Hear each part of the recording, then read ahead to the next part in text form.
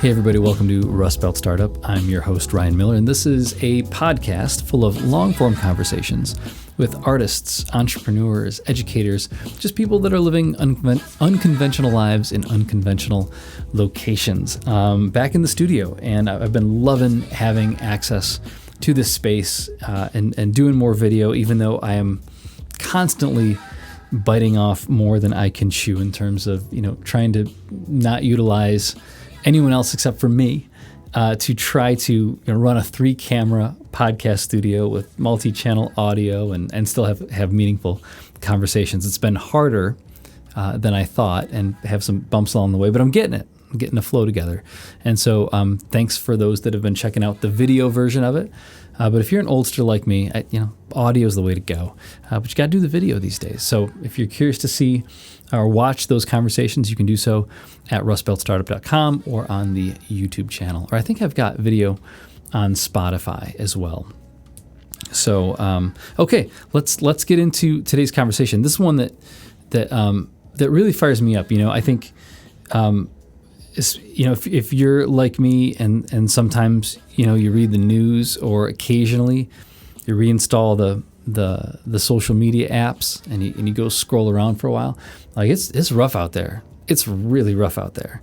And it just seems like, I shouldn't say it seems like, everything is on fire. Like there are just so many things that are upsetting and make me angry or sad. And man, it's just it can be a lot sometimes. And then you meet people like the guest I have today, Mr. James Paul, and you realize it's not all doom and gloom. It's not all bad. There are people and groups out there that do not make headlines, that are not, broadcasting their lives and their point of view online 24/7. They're just doing the work.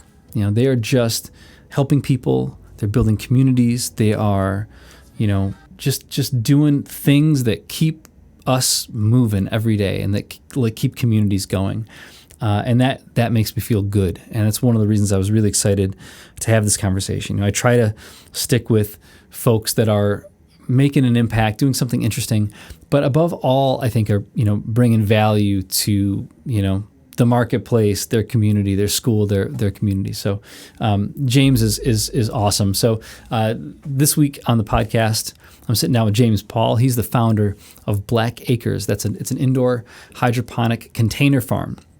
So he's got an acre of lettuce, maybe more. It's built inside a shipping container. And it's someone who I really think is a true community builder as well. His stories, I learned a lot about James. He's a veteran. He's a mentor, and now somehow a farmer in the middle of the city of Utica.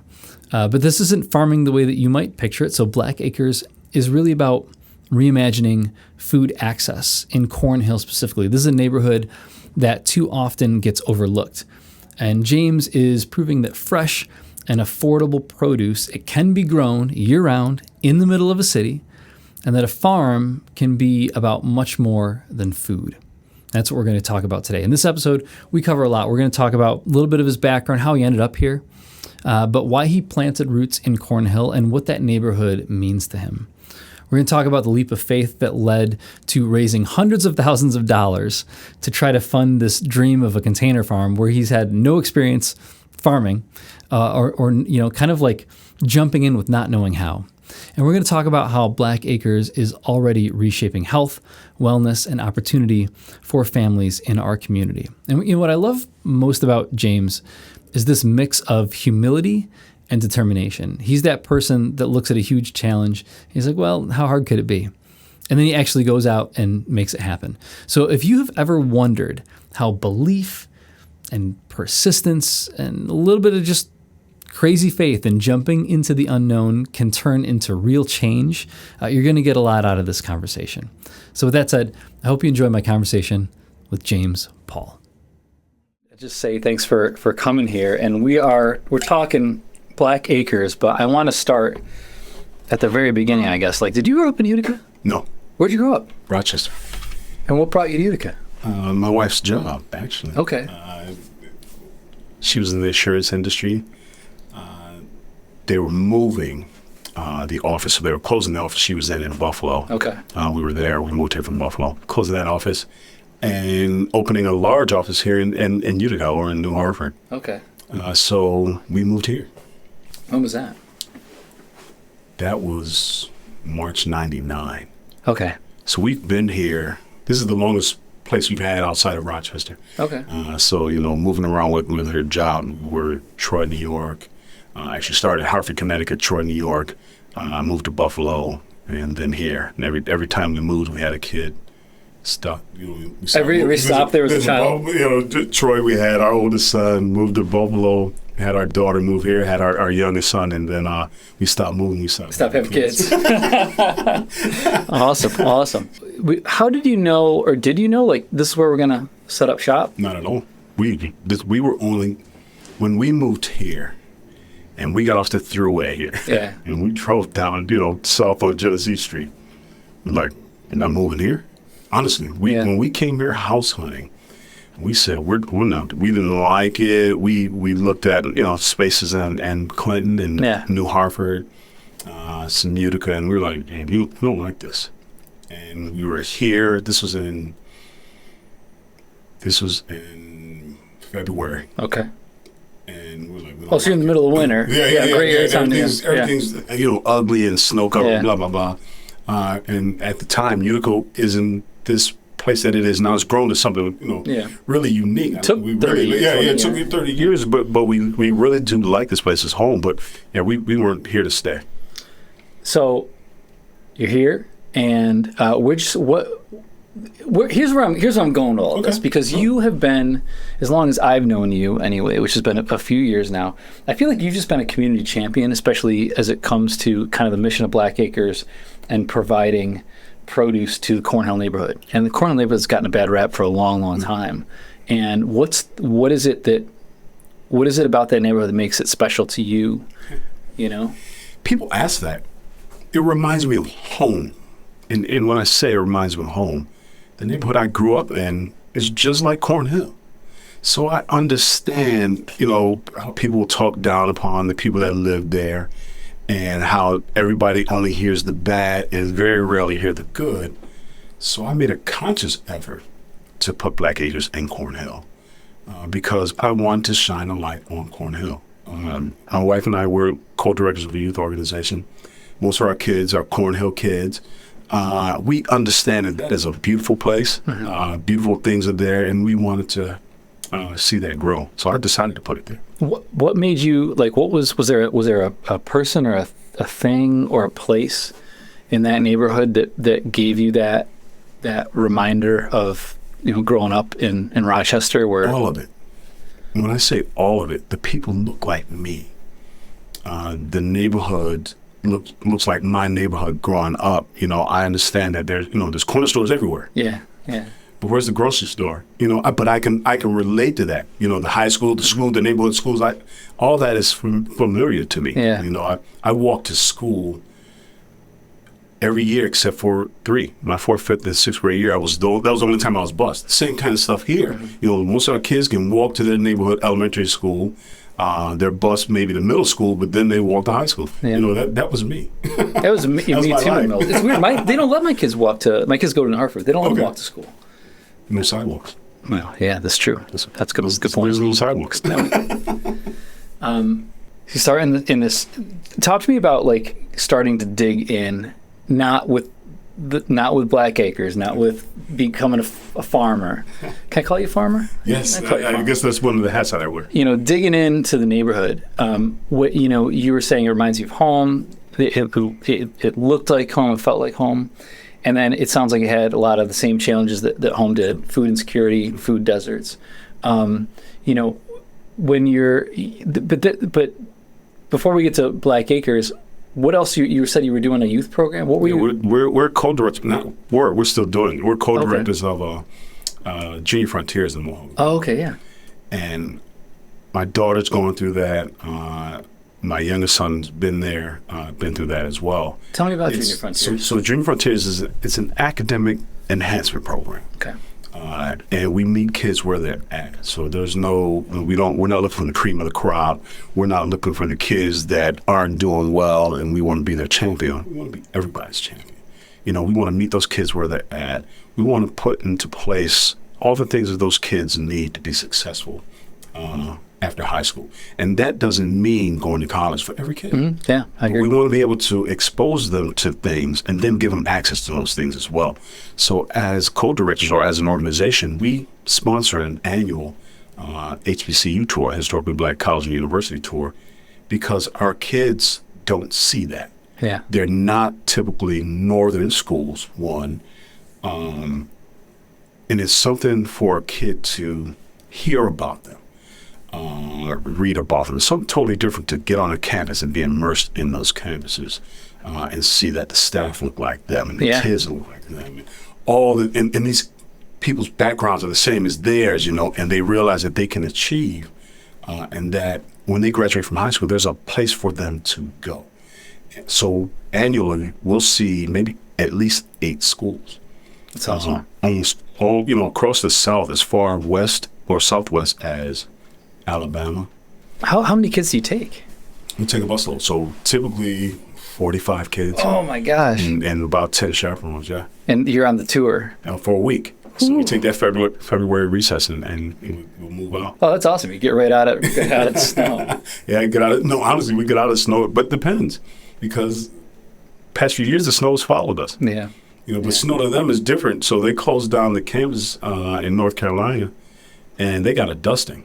We're like, why'd you close? Yeah. What are some of the reactions that you get from kids when you're on that trip? Kids are so impressed. They ask questions that sometimes you may not even think of, but it's something that I enjoy the question because it gives them an individual connection to that actual campus or that college when they ask these questions that you're like, why'd you ask that?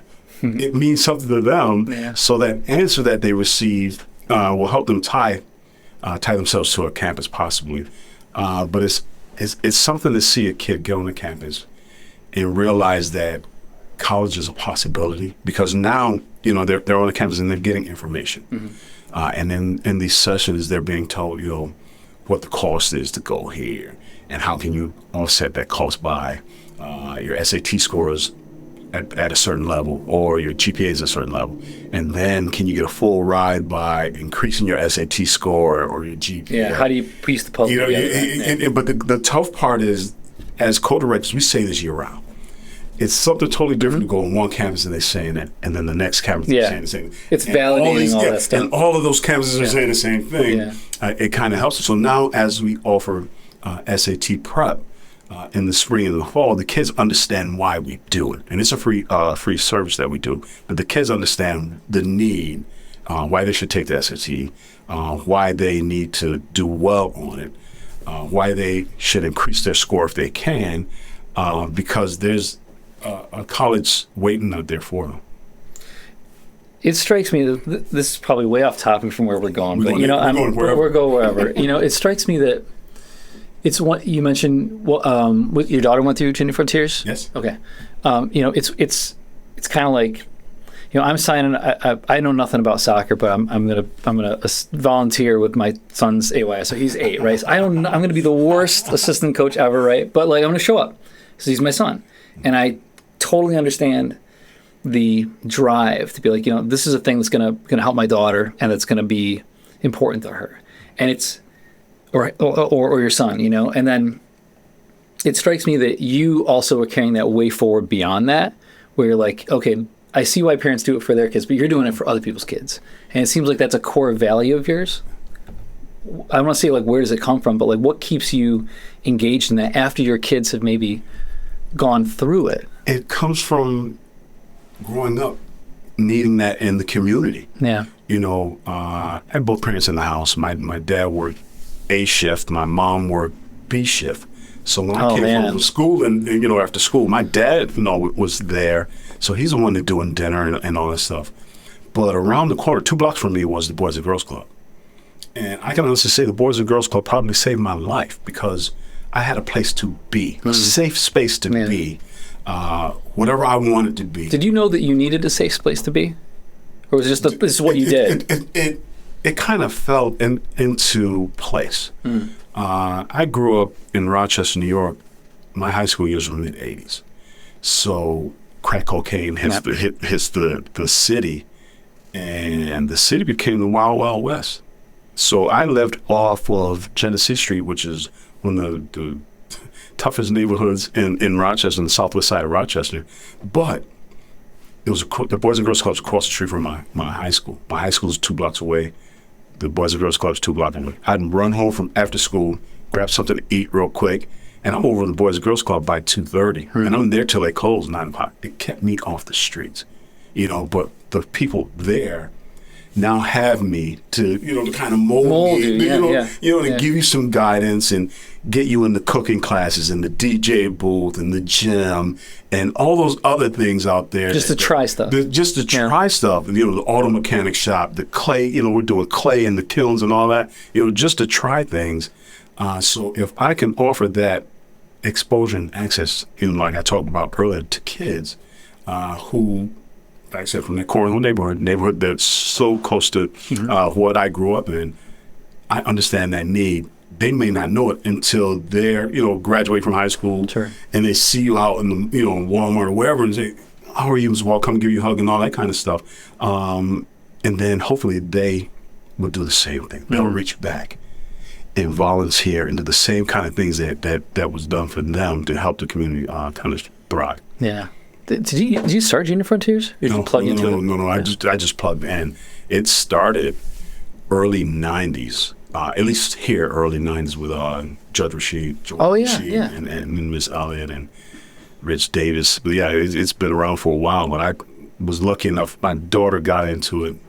I didn't start there, and my wife would take her to meetings, and then I started going to meetings, and then first college tour, I was hooked. Yeah. The first college tour, I was hooked, man. So I've been doing them since.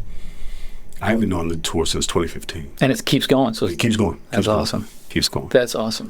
But the great thing is, my daughter went on the tours. She ended up going to an HBCU. Oh, get out of here! Yeah. Where'd you go? She went to Delaware State. Awesome. And that's why I said one of the northern. Yeah. The snow. You can still get the snow. You still get snow and that kind of stuff.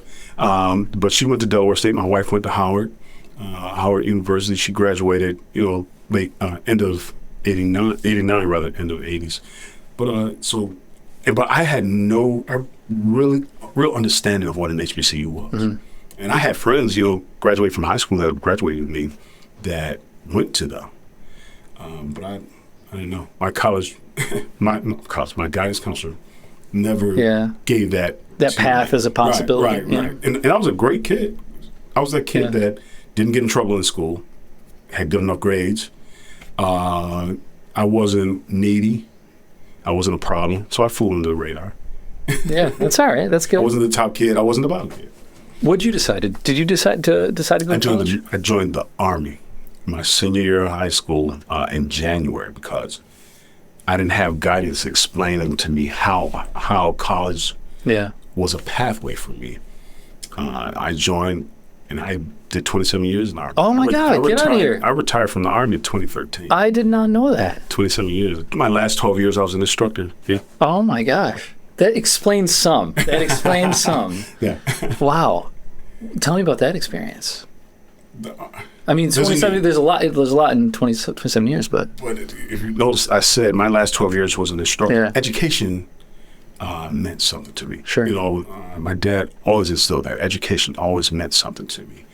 Like I said, I wasn't the best student. I wasn't the worst. But had I had the right push, having a phenomenal student, not to say that would have mattered, but at the end of the day, as an instructor in the Army, my job is to teach soldiers to learn a trade, or whatever that job is that I'm teaching, that they're there to learn. That's what I did because the stakes are a little bit different.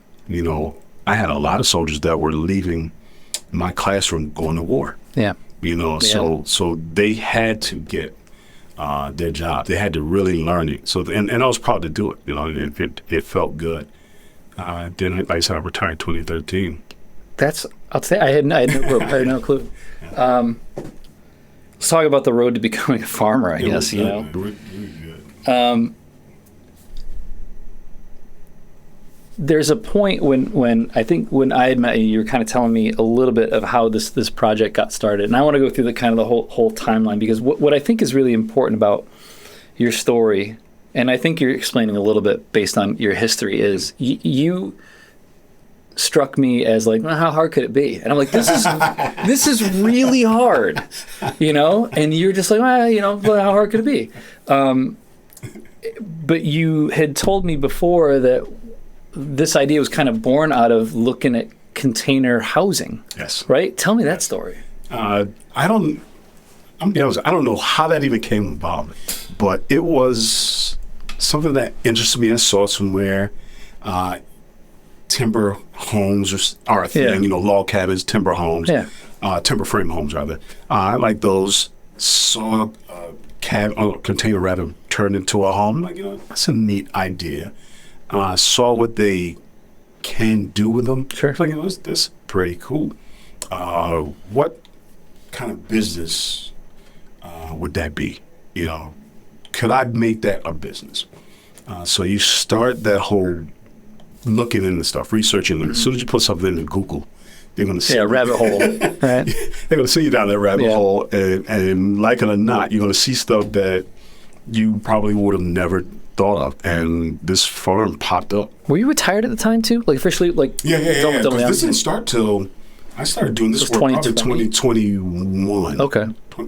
Into 2021.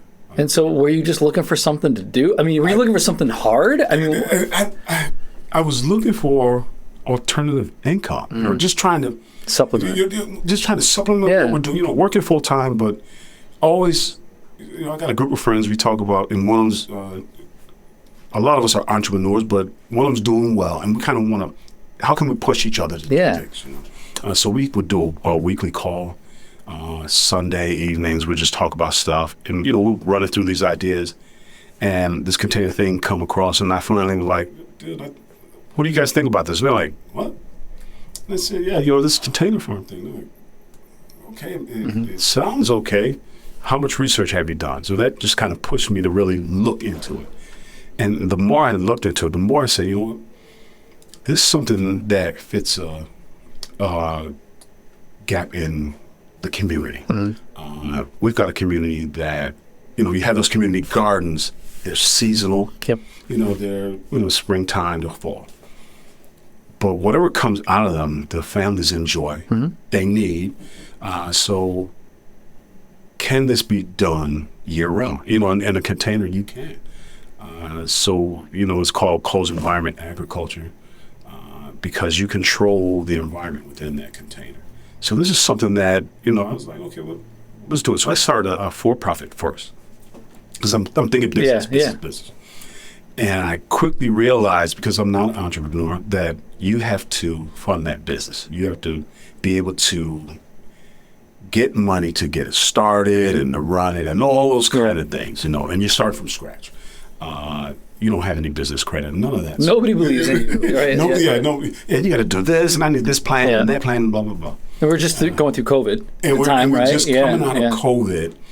And people, as a matter of fact, a lot of the research I did was during that kind of downtime, right after, you know, during 21, where you kind of out of COVID, but then we went back in and you know how many people, like, during that time doing what I do, like the amount of people that were on their couch watching Netflix or Shark Tank and then decided they were an entrepreneur, it was astronomical, right? So was the failure rate.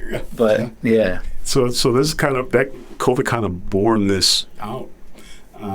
So I started the LLC, quickly realized I need to go a different route, so we pivoted.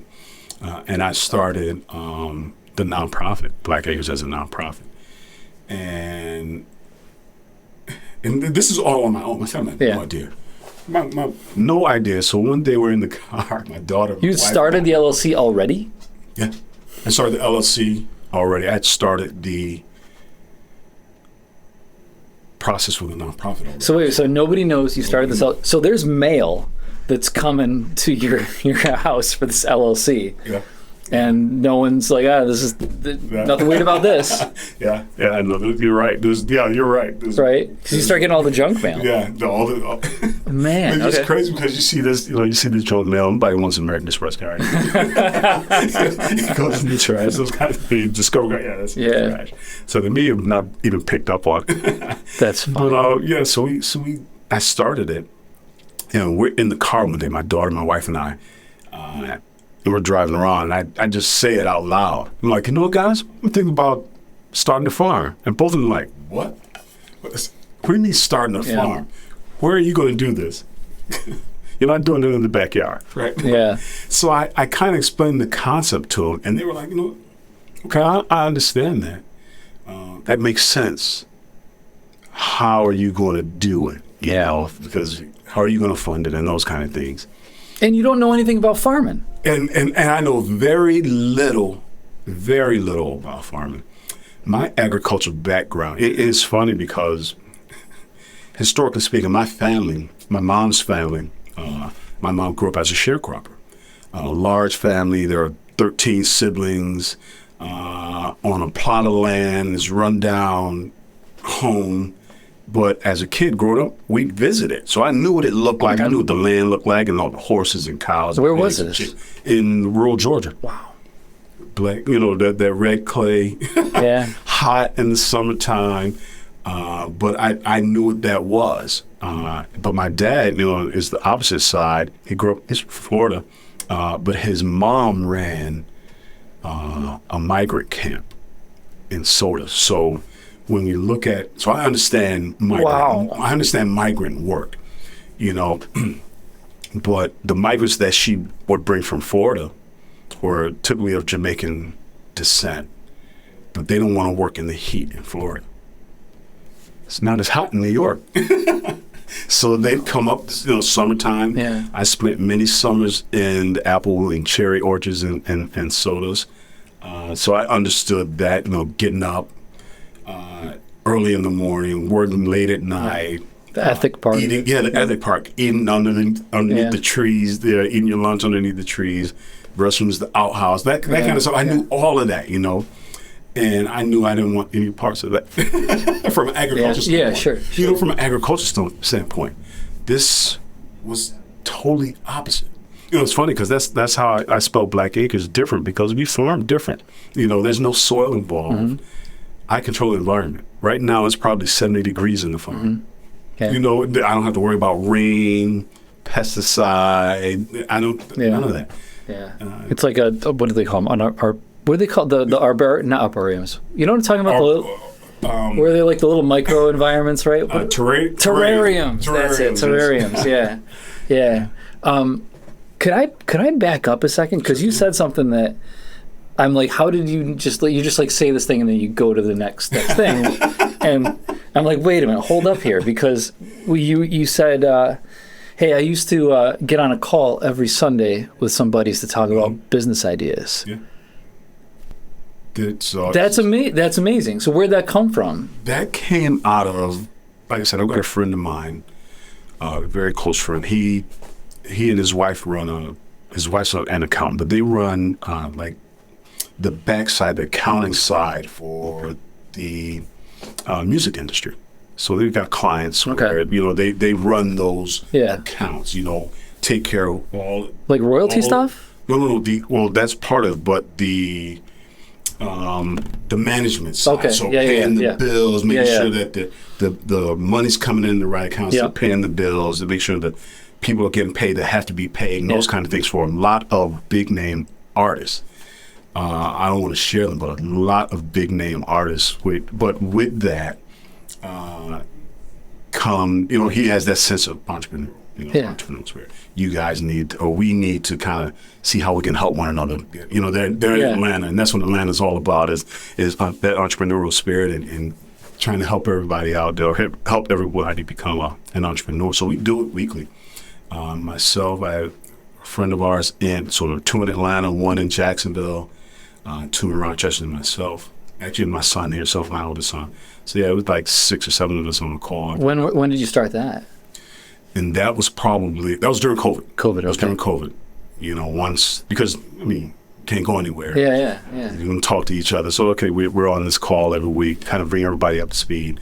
And all the backgrounds are different. You know, you got real estate, and you got General Motors, union worker, and you've got education background, and you got entrepreneurial background, and you got state worker. It's just different backgrounds. Yeah. All of them, you know, having some ideas and wanting to kind of talk through those. That's very cool. And so you just do it weekly till you decided not to? Till it got, I guess it got cumbersome.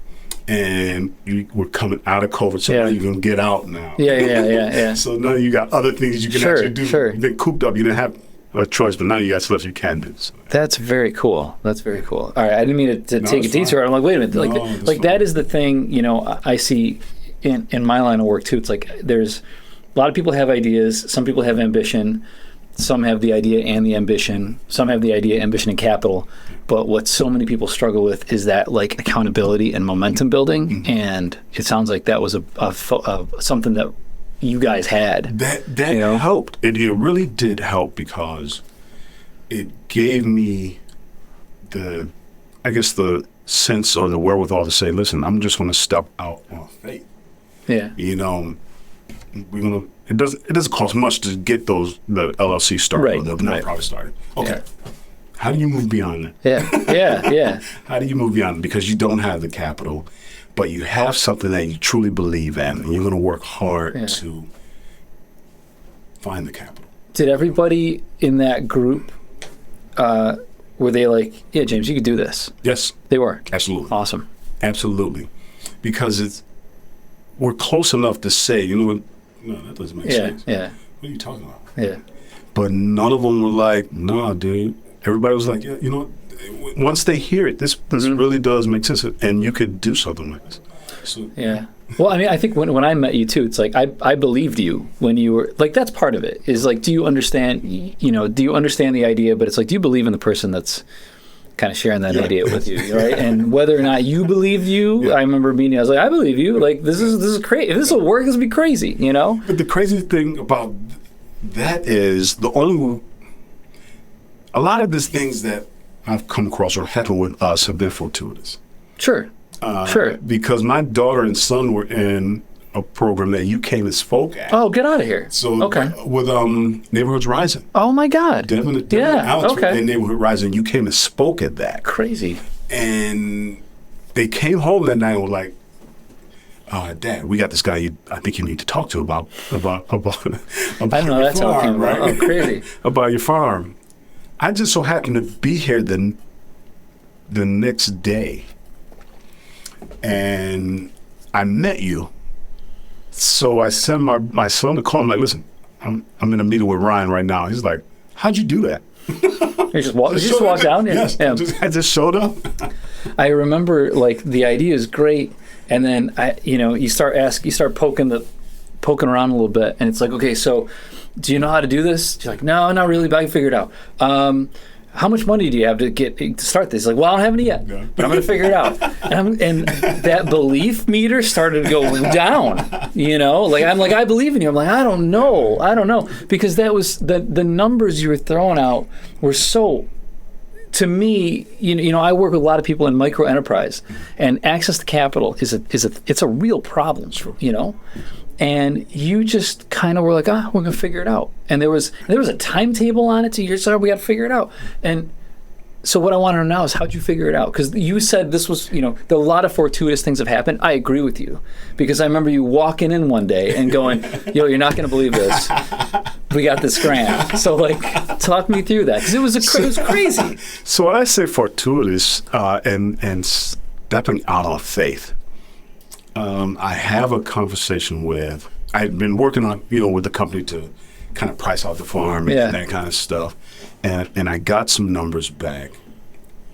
And I met with Alicia Dix over at the Community Foundation. And we sit down and we have coffee and we're talking. And she said, this really makes sense. Great idea. Go back and do X, Y, Z and come back to me. And we'll see how far along you are, to see how we can kind of help you get to where you need to be. All right, cool.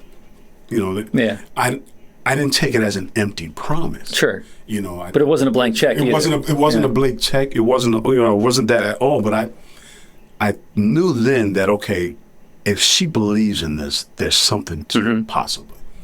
And I get back to my office, and there's an email from the company saying, listen, if you can provide us with X amount as a down payment on the farm, we'll knock off, it was like $17,000 off the cost, because we're moving to a different model soon. So here's an opportunity for you. And you can put on installments, and that installment plan won't start until July. So we're talking, so I'm talking from December, right? But then you're committed. You're like, I got to figure this out. And the great part about it is that was 2023. So that was the first year that I, as part of MV Gives, Gives. I remember this. I had $7,000 in the bank, right? But that $7,000 turned into another donation from the Downtown Utica Development Association. They were kind of defunct. Yeah. But they had some money sitting in this fund that they wanted to kind of help with. So now I've got $16,000 sitting in the bank. That deposit was 12. So I'm like, okay. Yeah, ready to set it on fire? Listen, because what I learned, what I saw was I had over 100 people believe enough to donate funds. And that's through MV Gives. So for people that don't know, MV Gives is a day-long, well, now it's a week-long, but it's a day-long, community supercharged fundraising, right? Yeah. Sure. So that happened in September. Then October, November comes around, and Downtown Utica Development Association decides to help, so I kind of doubled the funding right there. But I'm still saying to myself, I've got people that believe in what this could be. And I don't have anything to show for it. I don't have a plan. I don't have a business plan in front of me. I don't have all I can show you is a photo of the a website and Instagram account. Website, and that's it. But people believed it. And now, I have this conversation with Alicia, and she believes it. And then I just made that deposit. That was my leap of faith, blind leap of faith. But now I understand that I really have to branch out. How can I, really secure the funding needed to do this? And that caused me to look everywhere, talk to a lot of people.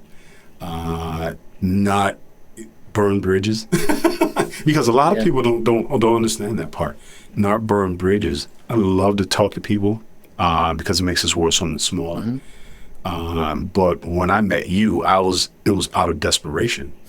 And we can laugh about it now, but my wife would always say, "Well, you can't tell anybody what you're doing until you're ready. Get to a place to really." But I didn't know what I was doing, now I've done all the research that I can. What does the next step look like for me? So now we have this conversation back to I'm walk down here, we have a conversation, I tell my son that I'm meeting with him now. He's like, how'd you do it so fast? Well, I got something I need to do. Yeah, I've got something I need to take care of. So we get the funding, but when I did that leap of faith, I have to get some funding. I have to reach out to people or organizations or foundations that I don't know, because this is not my thing. Fundraising, nonprofits, not my realm whatsoever. But I had to figure it out, and not being afraid to do that led me to the Up Mobility Foundation out of the Valley, over there in Herkimer. They partnered with us. They actually gave us the first funding for the farm. That was a big check, man. Yeah, $200,000 funding, and at the time, Peggy, phenomenal person. But that got us going, and then the Community Foundation came in and replicated that gift. So we got to a point where now the vision is possible, but let's start securing land and products and making sure we get our ducks in a row to make this possible. So that was so we're talking December 2022. Now November 2023. Yeah, we're having a farm delivered. Yeah, that's amazing. We've got land. We've got it. Site prep done, and we've got a farm on the ground. So yeah, We've been sitting talking about this origin story, and it's like, yeah, it's a container farm on its face, right? But it's more than that.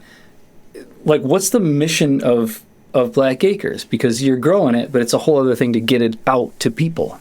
So Blacque Acres, our mission really is to feed the community. And when I say feed the community, we want to be able to provide nutritious, fresh and nutritious produce. You say produce, well, vegetables and produce kind of aren't the same. Right. You have to be specific, but we do a lot of lettuce. We grow things in the farm that have very little waste. So we won't do tomatoes and cucumbers and things that grow on vines because there's a lot of water and nutrients wasted just in the vine of itself. Oh, because you only eat the fruit. You only eat the tomato or the cucumber. Yeah, where this is So if we're going to invest in growing something, we want to be able to give it all out. So we do lettuce because you eat the whole head of lettuce. We can do carrots or beets or radishes because you can eat the root and the green. But we want to put fresh, nutritious produce in front of families. We don't use any pesticides in the farm, but we don't want it to cost them a lot of money. Yeah. Because we know when we go to the grocery store, you buy a bag of lettuce, it might be, say it's 6 or 7 ounces, it might be $3 or $4. Okay. You don't look at that and think that's a lot of money. But if you're doing it every week, it can add up. You do it every week because when you get it from the store, you don't know how long it's been in that bag. Right. You don't know where it's come from, how long it's traveled, how long it's sat in the store, wherever. So when it gets to you, it doesn't have much shelf life to it. We can say that I can harvest today and you can still eat that lettuce 3 weeks from now. That's crazy. 3 weeks from now. Just because it's coming right out the farm. It's hyper fresh. It's hyper local. We don't have the pesticides on it. We don't have the preservatives or anything on it. I can harvest it today, and I can send it wherever we're going to send it locally, and that family can have it. So now that family's not doing it. One, they're not spending that same amount every week for the same lettuce. It lasts longer. We can price it the same, but you're not spending 4 times, you're only spending it once or twice maybe a month. But then we've partnered with Mosaic Health. And this came out before we even had a farm. We were at the Juneteenth Festival last year, 2024, and Dr. Jones and Mike Leary over at Mosaic Health stopped by and they learned what we were doing. They're like, you know what, I've got an idea. Maybe we sit down and talk. So they kind of thought of this prescription thing where they will prescribe, fresh produce to a family or to an individual, and then that person will bring that prescription to me, and I, so the prescription, so to speak, is this fresh produce box that they're going to get. But that partnership is something that's going to be critical because it's for their clients, so they see the health impact on their end of bad nutrition or poor choice. Or poor options. Available choice options. Yes, poor options. They see that on their end. But we want to also couple that with some health and wellness. So you get your prescription. Now you get maybe some CPR training. You get blood pressure screening. Those kind of things, some healthy recipes. Those kind of things kind of help those families with that box that they have. And now it's not just sick visits. It's a wellness visit. Yeah. That's super cool. Have you started that program yet? Or is it in process? We're still in the process. We're looking to start that hopefully end of September, early October. We're in correspondence trying to figure out the logistics of it and make sure we get some produce for them. Yeah. They've got, I believe they have a mock-up because it's going to be like a voucher system. We got a mock-up of that. Yeah. So we're close. This is a not-for-profit, but there's still a business model here. And, what are you going to do? You talk so much about being able to get this out into the community. How are you going to do that? What is the cost to people? How are you navigating this? So how we're navigating this, we have to offset costs. So we have to sustain the business. So because we're donating or whatever, 50%. So this is just an even number, 50%. We still have to sell some of it. Sure. So the great part about that is we have a product that nobody's going to be able to offer in the area. So our local restaurants, our gourmet restaurants, our families that can really afford to pay the regular cost can help subsidize or offset the cost for the amount that we're giving away or do it through the voucher program. So when we go to our tailor and cook and we go to our motives, which we've had some great conversations with them, they really like the concept. I think that's really where we'll be able to say, okay, we can do this because we can keep the lights on. Yeah, sure. Yeah, yeah. Will the general public be able to buy, or like a subscription model or anything like that? Yes. Asking for a friend. And we'll do a CSA. Yeah. Awesome. Yeah, we will do a CSA because like I said, we've got something unique here, and we can do it year round. Yeah, exactly. That's the out of all the things here, it's year round. So our families still have that year round access to fresh vegetables or fresh produce, and even though the public market may slow down, they can still get that prescription. So we're going to be able to do this year round. And are you doing a second container too? We are expanding. Hopefully, that should start at the end of September. I should have a mock-up of the second container hopefully by the end of this week. But we're looking at possibly the end of September. They're going to build that one on site, unlike the one that we have now that was dropped in turnkey. This was going to be built on site, a little different model. The grow system is totally different. It's still going to be hydroponic. Yeah. Still going to be on the same site, but because we're going to be growing horizontally, right now we're going. It's going vertical. Okay. We'll be moving to a horizontal model in that farm itself. It'll be able. It's like trays, like stacks of trays. There'll be shelves, but they'll be stacked. Yeah, the shelves will be stacked. It'll also offer or allow us to offer different types of produce. So you've got, say, collard green. Yep. They're not going to do well in my vertical farm, but once I get them on horizontal, they can still grow up. Yep. Get them bigger, and we can control the space between the shelves. So we'll be able to offer more variety of produce. Is when you look at where you started, where you're at now, you weren't a farmer. You said you weren't an entrepreneur. You were not all of those things, right? It's just what it is, man. As you're looking back now, like, does it get any easier, or does the hard just get a different kind of hard? I'm gonna say it's both. It gets easier as you learn what was hard. It's like, so you're saying I just didn't know that was what No. So if you don't know what you don't know. So as that was me. But the more I talk about it, I become, because I wasn't a farmer. But the more I talk and do, I become a farmer. Yeah. But what's the next hurdle I have to get over? The more I work at that hurdle, it's behind me. Yeah. There's still going to be hard out there. Now you got to become an accountant. Yeah. Exactly. Those kind of things that, you wear all these different hats. I would love to get to a place where I delegate. Yeah. Where I delegate all those different little things. Yeah. But the more we do it, the more people are inspired by what we're doing. And the more people want to help. I was on the phone with a guy from Texas last night. Really? He heard about, he saw my website, saw the article that's on there. Did you do it? No. Not that one. Adam did it. Adam Brockway saw that article and called me. That's awesome. So people are hearing about it.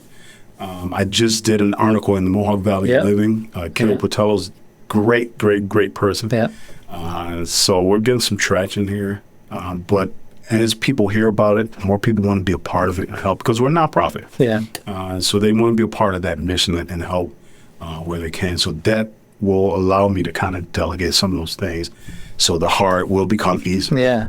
How do you see, being here and being kind of in the neighborhood all this time, and now putting this kind of building block into the neighborhood? Do you have a sense of how? Let's say, Utica, Cornhill, like, how have you seen things change, for better or worse? There's a part of me that's like, I wish we didn't have to have Blacque Acres, right? That we didn't have food insecurity in the city. Right. I understand that. I see Cornhill changing quite better. Part of it is because, well, one, the Community Foundation has a Cornhill Revitalization Program, which is something that's really going to help change the narrative in the community. But it's grassroots, it's organic.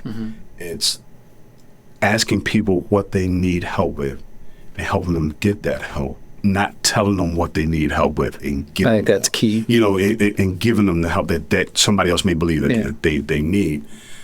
So I see the buy-in from the community.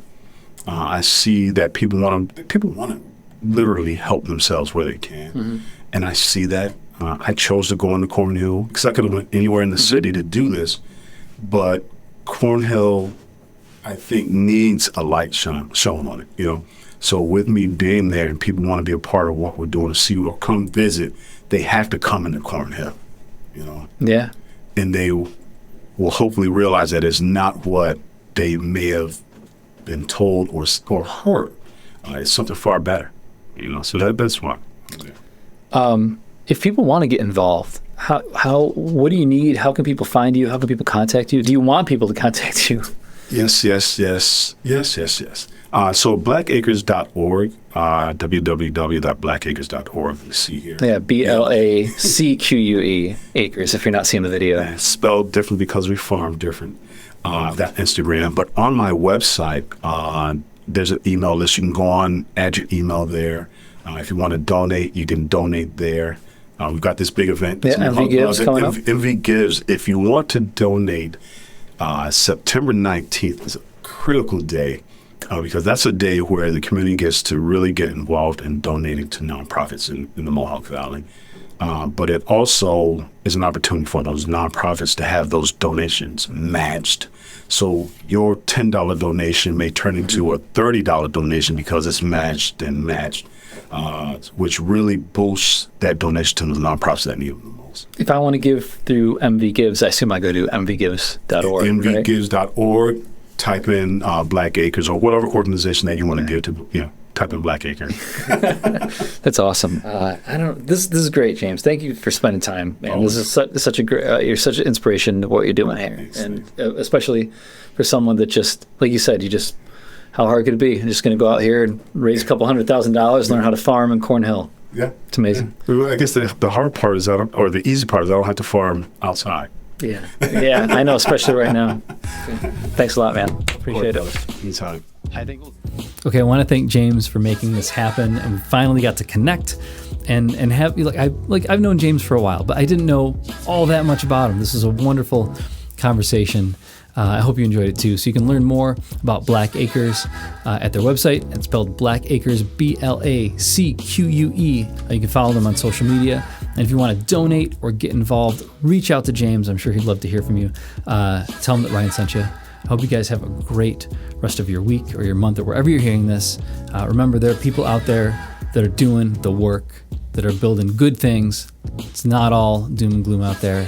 We'll see you next time.